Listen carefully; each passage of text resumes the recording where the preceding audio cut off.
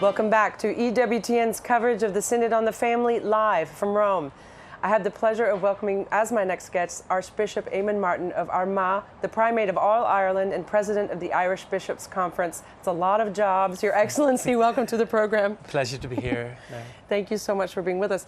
I know that you got to see the Relatio Finalis. Now, this is what we're all on the outside, so we all can't wait to see it or read it. But I know you can't talk about it. But what were your just general Well, what impressions? we've seen so far is the draft of Okay. the final text. We got that yesterday afternoon, and we were given an opportunity to study it and reflect on it overnight.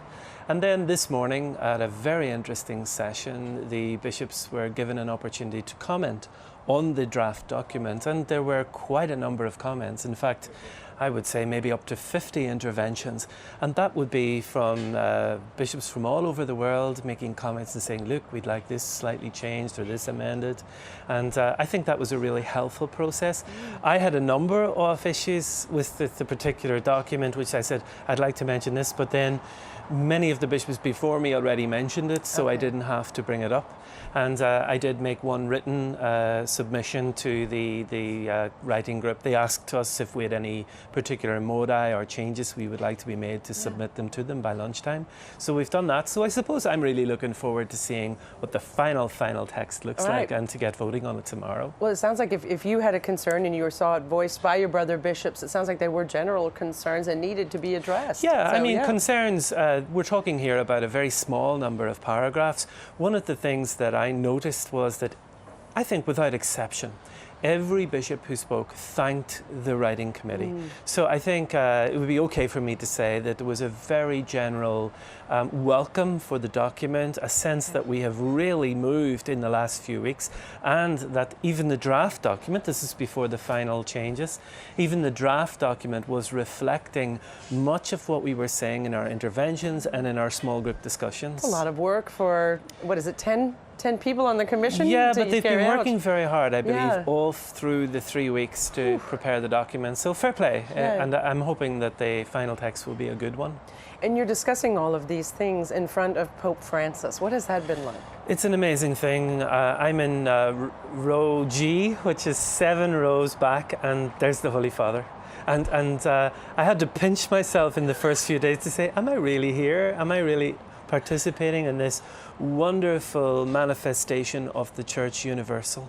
And to see the Holy Father, Peter there, we're with him, we're under him, and it's just very special, Mary. Yeah, we keep hearing that phrase, synodality, this fraternal, being together and getting to meet with Peter, like you say, with Peter, under Peter, Pope Francis.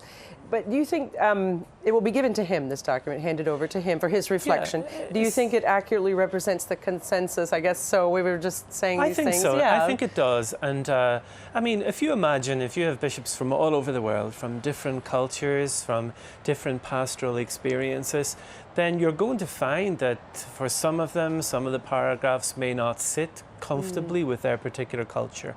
I think essentially this is a pastoral document rather than a teaching document. I personally don't think that this document is going to interfere with the teaching of the Church as we know it. I hope not.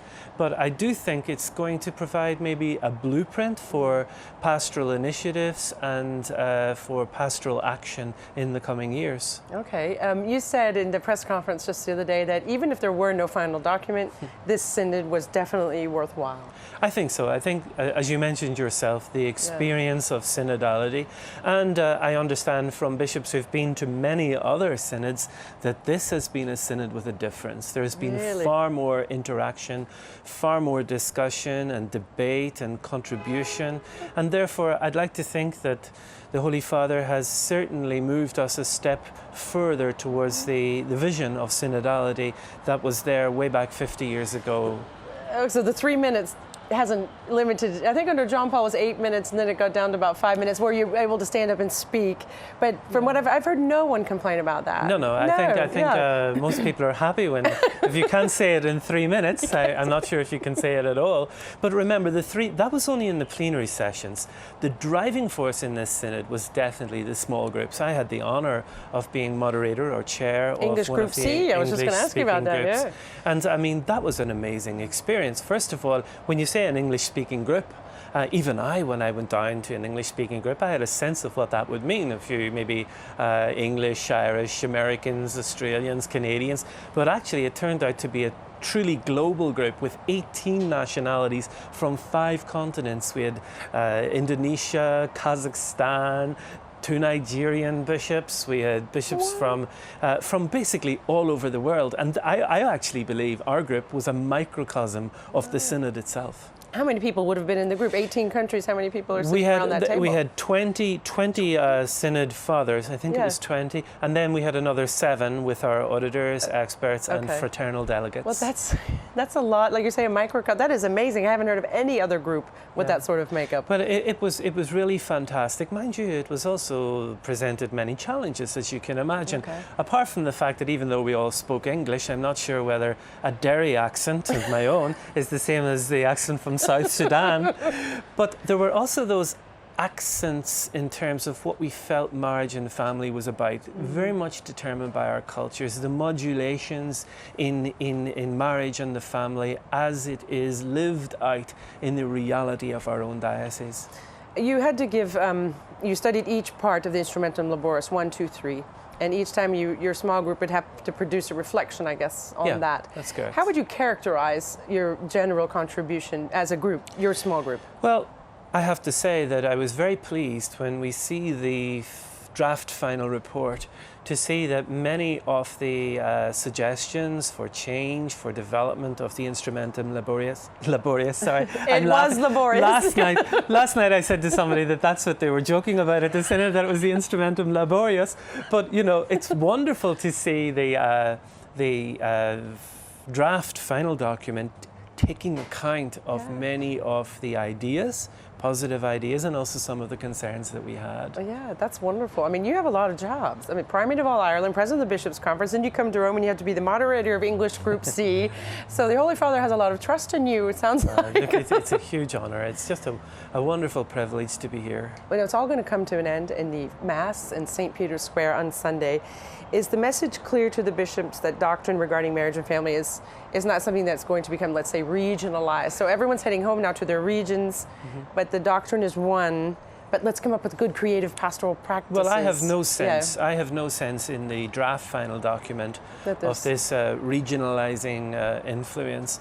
But of course, as you can imagine, we all have to go back to our episcopal conferences, and we have to regionalize our pastoral action, and that really is determined by our own particular contexts and settings.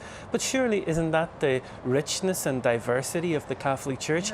Even though, of course, at the bottom of it all, we are one holy Catholic and Apostolic Church.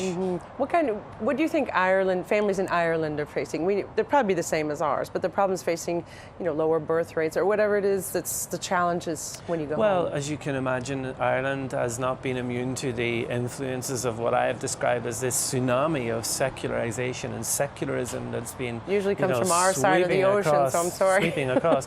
But I do think that family is still very highly valued in Ireland. I think there's a strong sense of family. I think young people still want to get married. I think there is still that sense that we'd like to be together for life. We'd like to have an exclusive partnership. And I know in the young people that I meet, there is a desire to find someone with whom you can spend your life and to whom you can be faithful. And therefore, even though we've had our challenges, as you know, earlier this year we had the same-sex marriage referendum, and that has certainly changed our outlook on marriage, and from the point of view of the society, and from our point of view as church, it has made us all the more anxious to try to profess the good news, that prophetic message about marriage and the family that is dear to the heart of the Catholic Church. And how do you give them hope? Because I think even just looking at it, sometimes even with my eyes of faith, I think, how can we turn this around? The secularism, the people maybe have given up on anything is for life anymore. How do we give them that hope again? Look, by ourselves, we can do nothing. Okay. We have to rely on the strength and the grace and the power of the gospel and of Jesus. And I think that there has been a huge upturn in Eucharistic adoration in Ireland. There's a lot of revival in the recitation of the Holy Rosary. And I think all of these things will provide us with the kind of foundation. But then, of course, we have to get back to simple things like pastoral visitation of families, where they are at, going out there, meeting them, as Pope Francis is suggesting. We've a lot of work to do, but we're delighted because in Ireland, in 3 years' time, we're going to be hosting the World Meeting of the Families. Oh, that's right. We're following Philadelphia. Yes. Well, follow that. I don't think we'll be able to do that. Archbishop Chaput, we can help you out. But we're He's really just been looking through forward it. to that. It'll be a great goal for us in our pastoral How action. wonderful to go home and have that to plan for. Exactly. Oh, I boy. think whatever comes out of the Synod will probably be like our manifesto in preparation for the World Meeting of Families. We can't wait for that. Your Excellency, thank you so much for joining us on the program this evening. Thank you, Mary. We appreciate your input there. Thank you.